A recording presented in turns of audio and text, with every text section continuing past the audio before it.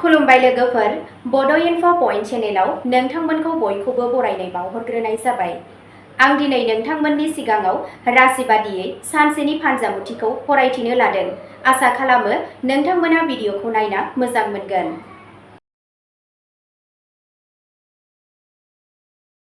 दिनै 12 नभेम्बर 2025 मायथाइ एबा 25 कार्तिक दान 1432 मायथाइ बुधबार।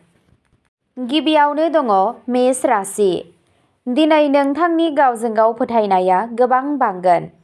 नोंथांनि गोहो आरो दैदेननाय रोंग'थिखौ खामानि थिलियाव बाख्नायनाय जागोन।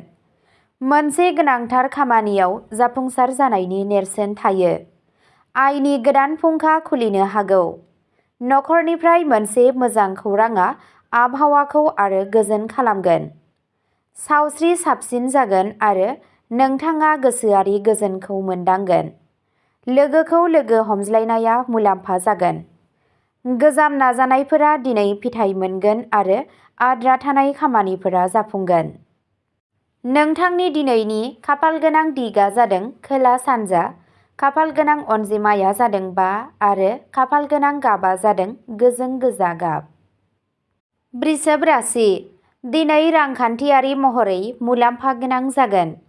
नोंथाङा फालांगियाव गोदान जाफुंसारनाय मोनगोन आरो नोंथांनि गोनां थिरांथाफोरा मुलाम्फा मोनगोन। न'आव रंजानाय आरो गोजोनथाव आबहावा थागोन। सावस्रिया मोजां थागोन। नोंथांनि मोजां मोनज्लायनाय जिउआव खाथि आरो बुजिलायनाया बांगोन। दिनै नोंथांनि साननाय आरो बिथांखि मोन्नैयावबो गोख्रों जागोन। थालांनाय हाबानि मोनसे सुस्रांनायखौ दिनै मोननो हागौ। नोंथांनि दिनैनि खाफालगोनां दिगआ जादों साहा, खाफालगोनां अनजिमाया जादों 7 आरो खाफालगोनां गाबआ जादों सना गोमो गाब। मिथुन राशि। दिनै खाफालआ नोंथांनि फारसे गसंगोन। नोंथांनि जिउ राहायाव गोदान दावगानो हागौ। रांखान्थियारि मुलाम्फाखौ मिजिंथिनाय जायो आरो माखासे गोजाम रांखौ मोनफिननो हागौ। नखराव गोजोन आरो गोरोबलायनाय थागोन। सावस्रि मोजां थागोन आरो नोंथांनि गोहोआ बांगोन। दिनै नोंथाङा गावनि रोंग'थिजों बयखौबो गोहोम खोख्लैगोन। मोनसे दावबायनाया मुलाम्फा गोनां जागोन आरो नोंथांनि सानथांखिफोरा थाबैनो जाफुंगोन। नोंथांनि दिनैनि खाफालगोनां दिगआ जादों सानजा खोला, खाफालगोनां अनजिमाया जादों 4 आरो खाफालगोनां गाबआ जादों पिस्ता गोथां गाब। कर्क राशि। दिनै नोंथाङा गोदान खाबु मोनगोन आरो नोंथांनि मानआ बांगोन। नोंथांनि रांखान्थियारि थासारिया गोख्रों जागोन। नखरजों सम हगारनाया गोजोनथाव जागोन। सावस्रि मोजां जागोन आरो नोंथांनि गोसोआ गोजोन थागोन। गोजाम जिंगासिनाया सुग्लायगोन। माबा मोनसे मोजां हाबाफारि एबा दावबायनायनि बिथांखि थानो हागौ। रमान्टिक सोमोन्दोनि सायाव फोथायनाया बांगोन, गोजोननाय लाबोगोन। नोंथांनि दिनैनि खाफालगोनां दिगआ जादों सोनाब, खाफालगोनां अनजिमाया जादों 3 आरो खाफालगोनां गाबआ जादों गुफुर गाब। सिंह राशि। दिनै नोंथांनि खस्थ'आ नोंथांनि खामानि मावनाय जायगायाव जोबोद मोजां फिथाय होगोन। रांखान्थियारि महरै साना गाहाम। न'आव गोजोननाया बांगोन आरो मानसिफोरनिफ्राय हेफाजाब मोनगोन। सावस्रिया मोजां थागोन। गोदान फालांगि जागायजेननो थाखाय दिनै मोनसे मोजां सान। नोंथांनि गावजों गाव फोथायनाया बांगोन आरो मोनसे गोनांथार सावरायनायाव नोंथांनि बिबुंथिया बेसेनगोसा जागोन। नोंथांनि दिनैनि खाफालगोनां दिगआ जादों सा-सोनाब, खाफालगोनां अनजिमाया जादों 1 आरो खाफालगोनां गाबआ जादों खमला गाब। कन्या राशि। दिनै नोंथाङा गावनि साख्रि आरो फालांगि मोन्नैयावबो जाफुंसार जागोन। गोदान खाबुफोर फैगोन आरो नोंथांनि खामानिया गोख्रैयै दावगागोन। नोंथाङा नोंथांनि नखरनिफ्राय हेफाजाब मोनगोन। सावस्रिया मोजां जागोन। नोंथांनि सोरबा गोजाम लोगोजों हरखाब लोगो हमज्लायनाय जानो हागौ। राङारि मुलाम्फानि खाबुफोर दं। नोंथांनि सानथांखिफोरा जाफुंसारगोन आरो नोंथांनि गोसोआ गोजोन जागोन। नोंथांनि दिनैनि खाफालगोनां दिगआ जादों खोला-सोनाब, खाफाल गोनां अनजिमाया जादों 9 आरो खाफाल गोनां गाबा जादों रेजें गोथां गाब। तुला राशि। दिनैनि साना मोजां जागोन। नोंथाङा खामानियाव गोदान बिबानफोर मोनगोन आरो नोंथांनि गोहोमा बांगोन। रांखान्थियारि मुलाम्फाया रोखा। नखराव गोरोबलायनाय आरो अनलायनाया थागोन।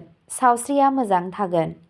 मोनसे जर'खा फालिथाय एबा आलासिफोर फैनाया न'आव गोजोननायखौ बांहोगोन। सोमोन्दोफोरा गोख्रों जागोन आरो माखासे लुबैनाया जाफुंगोन। नोंथांनि दिनैनि खाफाल गोनां दिगआ जादों सानजा। खाफाल गोनां अनजिमाया जादों 6 आरो खाफाल गोनां गाबा जादों फान्थाव गाब। वृश्चिक राशि। दिनै नोंथांनि रांखान्थियारि हालोदाव गोबां जौगानायखौ नुनो मोनगोन। नोंथांनि खामानियाव आखा-फाखा बांगोन आरो सुबुंफोरा नोंथांखौ गोसो बोनो हागोन। नखरनि आबहावाया गोजोन थागोन। सावस्रिया मोजां जागोन। नोंथांनि मोजां मोनज्लायनाय जिउआव खाथि आरो फोथायनाया बांगोन। मोनसे गोनां आयदानि सायाव लानाय थिरांथाया मुलाम्फा गोनां जागोन। नोंथांनि दिनैनि खाफाल गोनां दिगआ जादों खोला। खाफाल गोनां अनजिमाया जादों 8 आरो खाफाल गोनां गाबा जादों मै गाब। धनु राशि। दिनै नोंथाङा नोंथांनि खामानि थिलियाव साबसिन खाबु मोनगोन। नोंथांनि साख्रियाव मासि जौगाहोनायनि मिजिं दं। नोंथाङा रांखान्थियारि महरै मुलाम्फा जागोन आरो नोंथांनि बिथांखिफोरा जाफुंसारगोन। नखरनि आबहावाया रंजानाय आरो मिनिनायजों बुंफबनाय जागोन। सावस्रिया मोजां थागोन। बाहागिजों लोगो हमज्लायनाया गोजोनथाव जागोन। नोंथांनि मोजां सानस्रिया नोंथांखौ आरोबाव दावगानायाव मदद होगोन। नोंथांनि दिनैनि खाफाल गोनां दिगआ जादों सा-सोनाब। खाफाल गोनां अनजिमाया जादों 2 आरो खाफाल गोनां गाबा जादों रेजें गेरुवा गाब। मकर राशि। दिनै नोंथांनि सानथांखिफोरा जाफुंसारगोन। खामानियाव दावगानायनि खाबुफोर दं। रांखान्थियारि दिदोमथि मोनगोन। नोंथाङा नखरनिफ्राय हेफाजाब मोनगोन। सावस्रिया मोजाङै थागोन। नोंथाङा मोनसे गोदान मावथांखिनि बिथा गायसननो हायो। नोंथांनि नाजानाय आरो बावसोमनाया मोजां फिथाय होगोन आरो सुबुंफोरा नोंथांखौ बाख्नायगोन। नोंथांनि दिनैनि खाफाल गोनां दिगआ जादों खोला-सानजा। खाफाल गोनां अनजिमाया जादों 11 आरो खाफाल गोनां गाबा जादों गोजों गोजा गाब। कुम्भ राशि। दिनै नोंथांनि सोरजिथाया बांगोन आरो मानसिफोरनि सायाव नोंथांनि गोहोमा गोथौ जागोन। फालांगियाव मुलाम्फा जागोन। खामानियाव नोंथांनि गोनांथिया बांगोन। नोंथाङा नोंथांनि नखरनिफ्राय हेफाजाब मोनगोन। सावस्रिया मोजांसिन जागोन। मोजां खौरां मोन्नायनि जाथावना दं। दिनै नोंथांनि बिथांखिफोरा आबुं गोख्रैथिजों दावगागोन। नोंथांनि दिनैनि खाफाल गोनां दिगआ जादों सोनाब-खोला। खाफाल गोनां अनजिमाया जादों 10 आरो खाफाल गोनां गाबा जादों रोजा निला गाब। मीन राशि। दिनै मोजां खाफालजों बुंफबनाय जागोन। रांखान्थियारि थासारिया गोख्रों जागोन आरो धोन मोनगोन। नखराव रंजानाय आरो अननाय थागोन। सावस्रिया मोजां जागोन। नोंथांनि मोजां मोनज्लायनाय जिउआव फोथायनाय आरो मोनदांथिफोरा गोथौ जागोन। माबा मोनसे गोनां खामानिया जाफुंसार जागोन आरो नोंथांनि मान-सन्मानआ बांगोन। नोंथांनि दिनैनि खाफाल गोनां दिगआ जादों सा-सानजा।